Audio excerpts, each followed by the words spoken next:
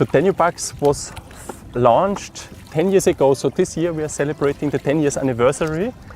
10 years ago we started the discussion, is it worth to build up a network of protected areas, what could be the added value? And now 10 years later I think we implemented several good practice projects. So in 2015 we were proud to receive the Natura 2000 award by the European Commission as best practice network of protected areas. So that was a good honor for us, of course, and a good motivation to intensify our work. And of course, it would not have been possible to intensify our cooperation without the funding of these Interreg programs. So we implemented 2 projects within the Southeast Europe program, and now this DANUBEparksCONNECTED was approved by the Danube Transnational Project, and this project has a main focus on habitat connectivity. So we are aware that we have big responsibility for managing our protected areas in a good way, because we are the most important sites for natural values, for our natural heritage. But for many animals, for many plants, the Danube is an important corridor. And the protected areas are only hotspots of it, but we have to deal on the whole length of the Danube to improve the connectivity, to improve ecological connectivity, and that is the main focus of DANUBEparksCONNECTED. We started the DANUBEpark network 10 years ago, and the idea behind was to connect the protected areas managements along the Danube. When we started here, we were very busy in building up our own place and the installation of our park, but soon we noticed that people from Hungary, from Slovakia, then from Serbia came to see us. So as soon as we had something to show, they came to learn from us. And on the other hand, we went down. I had a wonderful boat trip in 2003 to 2006. We were rowing down the Danube in different parts. So we realized in the end that we are just a small part of something very much bigger. And everybody has his duties and his challenges in its own country, and everybody must solve it himself. But all together we can profit from each other, we can strengthen each other, we can learn from each other, and that's what DANUBEparks is all about. We're dealing with habitats in water, so we just have seen these gravel banks, these islands, and we will visit them soon to see them as flagship habitats for this habitat connectivity in water. We have projects in air, because the Danube is also an important flyway for birds, bird migration, and we have some project activities going on this element. And of course, very important is of course also the land, the terrestrial habitats with the floodplain forests. The floodplain forests are very rich in biodiversity, but we lost in the last decades nearly 90% of the floodplain forests. So it's really important that we intensify our approach there to work on habitat connectivity. And our last work package is somehow an exotic one, because everybody who works on river thinks that the water is the element. But with this project, DANUBEparksCONNECTED, we want to show that rivers can serve much more than wetlands and water. So we're dealing also with dry habitats, because an intact river creates also dry habitats, and also these habitats are in our focus of this project. We show you one of our small flagship species, that's the little ringed plover. They are breeding on these pure gravel and sand banks. And as we already discussed on the boat trip, they are these gravel banks, these gravel islands, they are for us flagship habitats for river dynamics. Only an intact river, only a dynamic river creates such habitats. And that's the reason why one of our focus on conservation is really on these islands, on these dynamic river sites. And this little ringed plover, this small bird, tells a lot of stories. And one of the stories is, of course, their eggs, their clutches are very well camouflaged, because they're breeding on these gravel banks, on these sand banks. And you see how well they are adapted to this habitat. But if you regulate the river, if you destroy this river dynamics, then of course these birds are losing these habitats, and they're losing their habitat for breeding.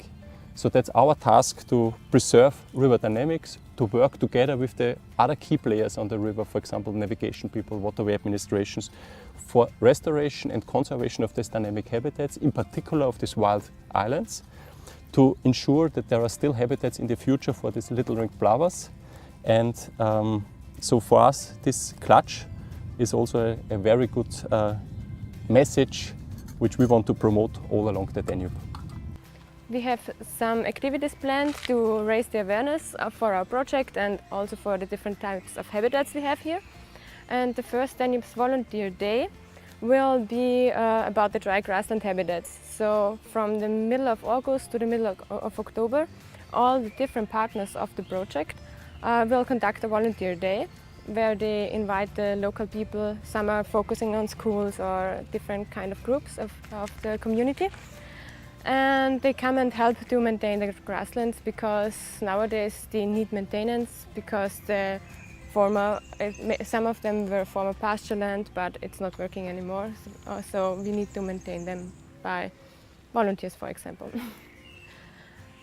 One activity we are planning in 2019 is Cycle the Dike. So the idea is to show that the dike, that is a dry grassland habitat, goes all along the Danube, more or less. And therefore we want to start in Germany and cycle from one protected area to the other along the dike to show this connectivity of the habitat along the river. What you can see here, this is the high voltage power line, which is causing really big problems for the bird population and because of the collisions and locutions. Is the second problem, and they are mostly it is the big birds. They are colliding with the wires. So because the birds use the Danube as a for the migration, as an orientation point. So our aim in this project is to start a collaboration with the electric companies, the big electric companies within the whole countries, the part of Danube Parks project, and we are going to try to start a cooperation and to make the revision of all electric power lines in the whole area.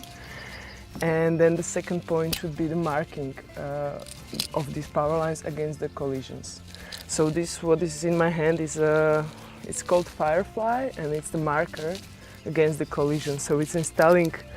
This marker is normally installed in the wires, and it's like every 10 meters, and in the wind it's turning, and also there is some light, like light reflection, so it's useful for the birds to don't collide in the bad weather condition, for example. So this is the aim, and it should be helpful for the big bird population to don't collide with the wires. It is important because the birds are using the Danube as a migration corridor. They are orientated by Danube, so that's why the biggest problem are the collisions about the Danube. What you see behind me, I guess, is a dry grassland. So talking of a Danube Transnational Programme, maybe the first thought is not about dry grassland, but also along a river, because of the morphology or the terrain, how it was formed by the river, you can find dry grasslands, different types of it. And for example, where I'm coming from, it's a breakthrough valley. It's not that one, but it's where the river formed a canyon through the land. And on the steep slopes, you will find a lot of dry grasslands. Another thing, what you see here is a kind of like the dam along the Danube. The dams were man-made years ago as a flood protection. And nowadays they're a kind of a dry grassland habitat. And so we have this original natural dry grassland habitats, and they are kind of patches along the Danube. But then we have these dikes and other kind of dry grassland habitats, and they connect the patches more or less. And that's what we want to focus on. And within the project we want to find some flagship species which can be found in the different habitats. Like we are thinking about orchids in particular, but we have to figure that out. And just to show with an illustrative map that you can find these species all along the Danube, and the dry grassland is a habitat that is relevant all along the Danube. So we are here in the core area of our national park, of the Donau-Auen National Park. We are protecting the river, as we have seen. We are protecting these wild islands, but we are also responsible for the protection of these natural floodplain forests. They are very rich in biodiversity, but they are serving also a lot of other ecosystem services like groundwater for recreation, for CO2 storage. But what is important for a floodplain forest is, of course, river dynamics. And here that's quite an interesting place because this side arm was reconnected with the Danube in 2003. So there is a better connection of the Danube with these floodplains again. So water can run in. That creates a lot of dynamic processes. You can see here a lot of dead wood, which is a very important element in a floodplain forest. But we also have some problems. What you can see here, these are old hybrid poplar plantations. They were used for intensive forestry before national park was established. But here we want to, on the long term, we want to see, of course, natural floodplain forests again. Basically, we can say we lost nearly up to 90% of the floodplain forests in the last 100 years because of river regulation, because of intensification of land use. And that, of course, blocks this riparian river forest corridor along the Danube. And within Danube Parks Connected, we want to work to see where are the bottlenecks of this habitat corridor in forest, and together with partners from the forestry sector, we want to work to improve these situations for riparian forests. The islands are the best indicators for high variable riverbed morphology, which is the very important habitats, and this is the most important part of our project to show how the riverbed morphology is important in different kind of habitat structures. Because if you have the channel like it was before, then the habitats are not so variable, and also the fish species and also the other species have not too much diversity. So I mean, not a high biodiversity. But after you get diverse riverbed morphology and also diverse flow sections, high velocity, low velocity, then you can have higher biodiversity too.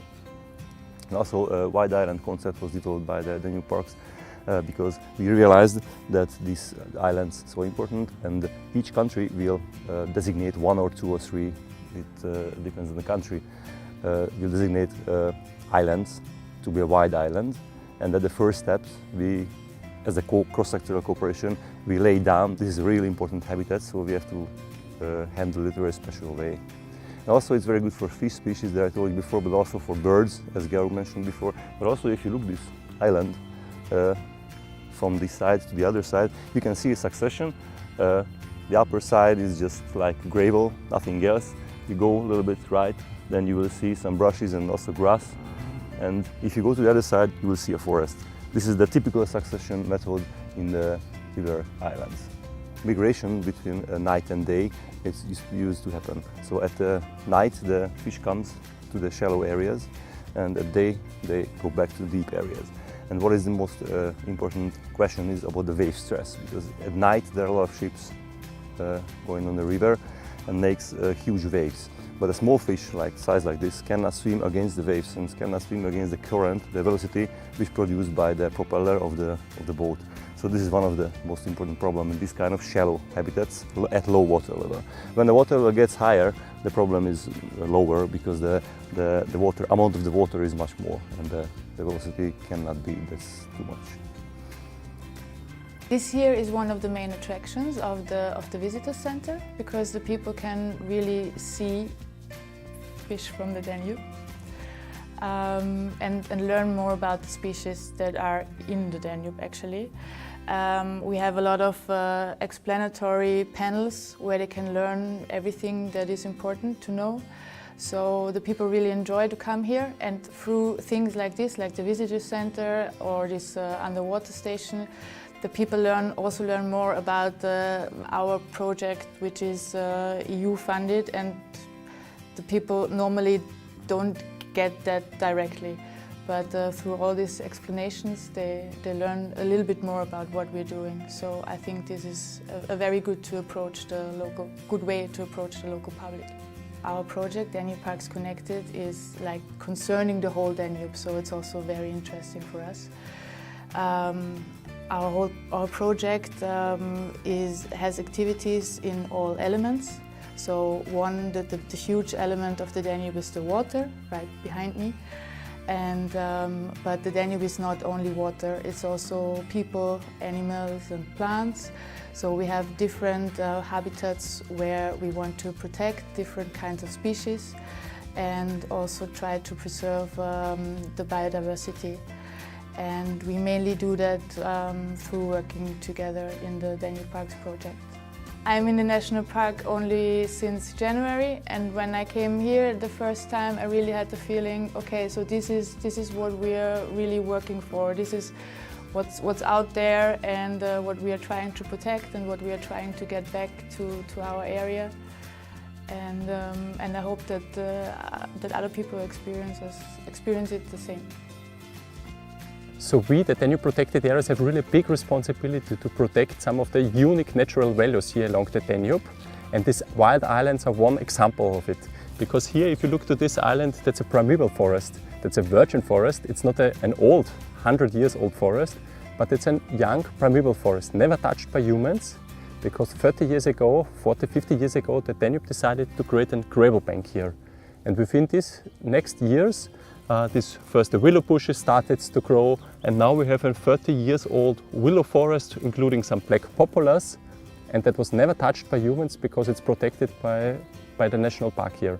And that's exactly the goal what we want to do now Danube-wide, to show that these islands are really valuable. We want to have them as somehow stepping stones along the Danube of this very natural and very dynamic river habitats, and we want to have them, of course, also as symbols for the importance of the Danube, for nature, but also as symbols for the beauty of the Danube, because it's like, if you look to that, it's like Caribbean beach with these gravel banks, with these willow bushes. So it's beautiful, it's valuable, and very important on a Danube-wide scale for protection as well. This is the white-tailed eagle, more than 2 meters wide, their wings, so really a huge bird, and also a very good indicator species for an intact river ecosystem. They need undisturbed old-growth forests for their nesting sites, because they build huge nests, so they need these huge old trees for building their nests. They need enough food, and they mainly feed on fish, on waterfall, so they need an intact river to survive and to have enough food for them. And also this, for example, this power line problem, which we discussed already, can bring critical situations for these birds, in particular when they are on migration or for the youngs. So what I want to tell you is there are indicator species for an ecosystem, and if we work on their conservation, we also work for the conservation of these habitats in all. And also when we protect the nature for the eels, we also protect this nature for humans, for visitors, for all of us. And that's just to compare the size of the white-tailed eagle with one smaller bird of prey, with putio, with the common buzzard. We, a small part of our Danube Parks team, present you now some of our flagship species, and maybe one of the best symbols why habitat connectivity is needed along the Danube are the Danube sturgeons. So you can imagine this huge fish were migrating decades and 100 years ago from the Danube Delta, from the Black Sea upstream until to Vienna. So 100 years ago it was possible to see these fish here, to catch them. They were catched and sold at the fish market in Vienna. But because of hydropower plants, because of habitat destruction, it's not possible anymore for them to migrate. And that's definitely one of the big tasks, to bring them back along the Danube. This fish in this size came up to Vienna and even further, but that was former times. Today this is not possible. And so we brought it here. Actually, this fish was made in Romania, and the same fish is in Tulcea, the capital of the Danube Delta, in front of the office of the headquarters of the Biosphere Reserve. So it's a bit a symbol for what the Danube was and what the Danube should be again. That fishes like this, beautiful, precious, big, can travel from the Black Sea up to the mountain rivers of the Upper Danube and its tributaries. And that's one of the visions. Of course, I won't live to see that fish coming here, but maybe it will someday.